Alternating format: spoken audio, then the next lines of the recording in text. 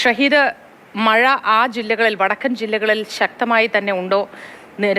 ഇങ്ങനെ തുടർച്ചയായി മഴ പെയ്തുകൊണ്ടിരിക്കുന്ന ഒരു അവസ്ഥയുണ്ടോ അവിടങ്ങളിൽ?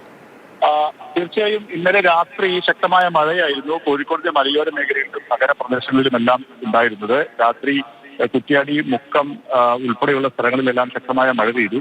ഇന്നലെ രാത്രി കുറ്റ്യാടി പുഴയിൽ മലവെള്ളപ്പാച്ചിൽ ഉണ്ടാകുന്ന സാഹചര്യം ഉണ്ടായിരുന്നു.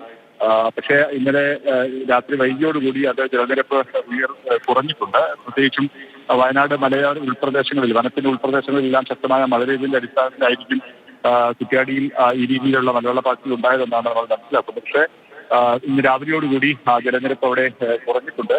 ഇടവിട്ട സമയങ്ങളിൽ ശക്തമായ മഴ ഇപ്പോഴും തുടരുന്നുണ്ട്. നഗരത്തിൽ ഇപ്പോൾ മഴ പെയ്യുന്നില്ല. പക്ഷേ രാത്രിയിൽ നഗരത്തിലും ഗ്രാമപ്രദേശങ്ങളിലും മലയോര പ്രദേശങ്ങളിലും എല്ലാം ഇടവിട്ടുള്ള ശക്തമായ മഴയുണ്ടായിരുന്നു.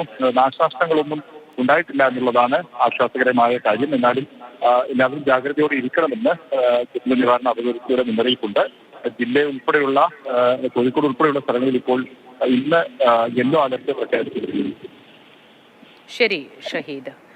ഷഹീദിന് നല്ലൊരു ദിവസമായിരിക്കട്ടെ എന്ന് ആശംസിക്കുന്നു.